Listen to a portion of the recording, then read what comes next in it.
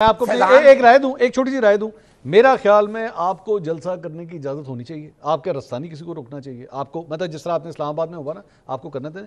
اور آپ کو بھی اپنے تلفظ پہ، اپنے الفاظ پہ، اپنی تقریر پہ، اپنے جملوں پہ دھیان رکھنا چاہیے کہ آپ جو ہے یہ کرنا دونوں سائڈوں کی. نہیں، یہ اگر سیکھ لیا ہوتا. آپ نے خواجہ آصف کے الفاظ یاد ہے؟ میں تو نہیں دہراؤں گا. کس کے بارے میں؟ خواجہ آصف نے ٹریکٹر ٹرالی غلط دیکھیں نا، روایت ہم نے نہیں قائم کی. نہیں روایت یہ نہ کہیں، یہ نہ کہیں.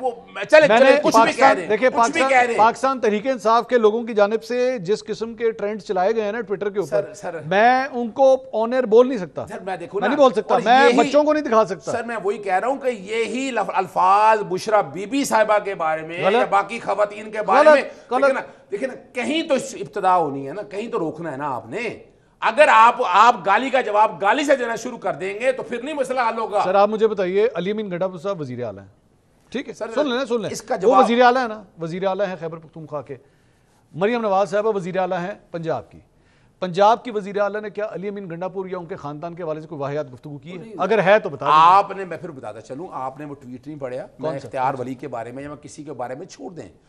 دیکھیں میں بات کو ختم کرنا چاہتا ہوں. اچھا ٹھیک، I'm not defending. اوکے، میری بات کو سمجھیے گا. ڈیفینڈ ہو بھی نہیں سکتا. نہیں، وجہ کیا اس کی وجہ آپ دیکھیے گا کہ نا بیرسٹر گوہر نے اور عمر ایوب نے آ کر ہماری اینکر حضرات جو خواتین ہیں ان کے بارے میں معذرت کی اور آ کے کہا بلا بغیر، یعنی کوئی شرط نہیں. تو کی فائدہ ہے سر؟ سوال یہ نہیں، جلسے کے 24 گھنٹے میں آپ کی لیڈرشپ معافیا مانگ رہی ہے، بیٹھ کے فائدہ کیا ہے؟ یہی تو بڑا دل ہے نا. یہ بڑا دل ہے نا، ایک غلطی کی ہے نا سر، ایک غلطی کی ہے نا، معافی مانگی ہے نا. تاریخ میں بتائیے گا. اچھی بات، یہ اچھا جیسا، اور اس کو ماننا بھی چاہیے پازیٹیو لے کے. منیب صاحب آپ کی معافی. میں سب یہ ختم کر دوں بات.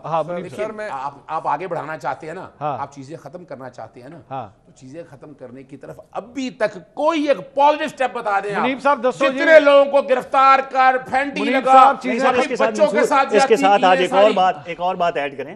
خان صاحب نے عوام میں کہا نا جی نیب میں ترمیم کر کے چوروں کو تحفظ دیا جائے. اچھا، اس کا جواب آج انہوں نے خود مانگا. ایک منٹ جواب دے دوں. اچھا منیب چوکے اس وقت بہتر میرے سے اچھا جواب دیں گے. نیب کی ترامیم کے خلاف پٹیشن فائل کی، انٹرا کورٹ اپیل فائل کی. میں نے خود کہا یہ پٹیشن واپس. انہوں نے کہا نہیں میں لڑوں گا. وہ لڑے ہیں.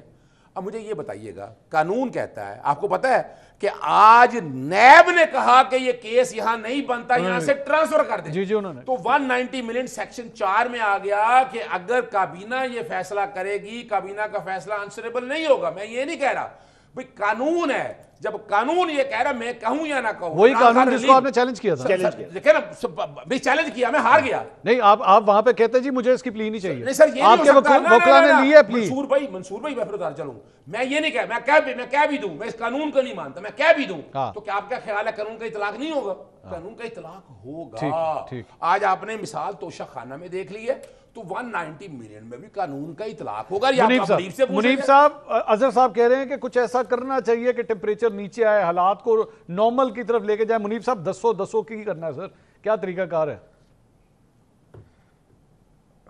منصور صاحب یہ فی الحال تو مجھے کوئی ٹیمپریچر نیچے اب تو لگتا ہے شاید کافی دیر ہوتی جا رہی ہے. اگر ہو نہیں چکی تو پھر بہت دیر ہوتی جا رہی ہے.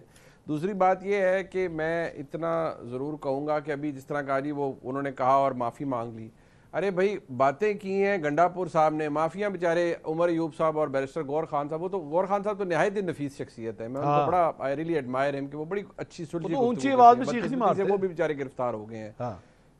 ہاں وہ بڑی ایک ریزنیبل شخصیت ہے. میں صرف اتنی بات آپ کو بتا دوں ٹورڈز دی اینڈ منصور صاحب کہ یہ کچھ جو سی بی ایمز لینے کا دور تھا نا، یہ تو شاید اب کافی پیچھے چلا گیا ہے.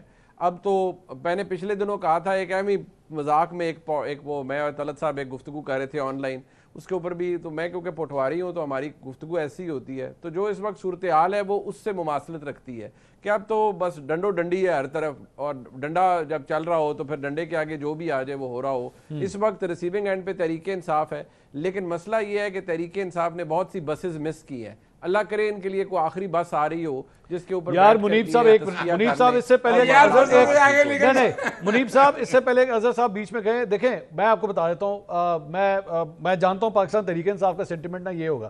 وہ کہیں گے بھائی جان کٹ ہمیں پڑ رہی ہے, ڈنڈے ہمیں پڑ رہے ہیں, بندے ہمارے اندر جا رہے ہیں, جلسہ ہمیں نہیں کرنے دیتے, اور پھر ہمیں کہتے ہیں مزید سافٹ ہو جاؤ.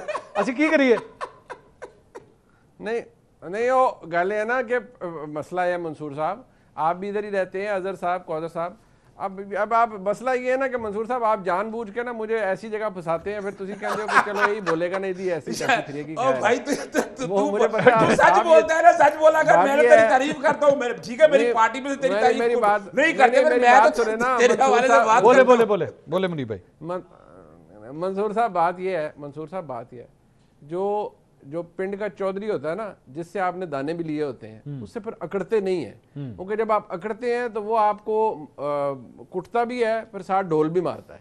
اب میں اس سے زیادہ اور کیا آپ کے سامنے کھل کے بات کروں, اب بس میرے خیال میں اسی کے اوپر آپ مجھے اجازت دیتے ہیں.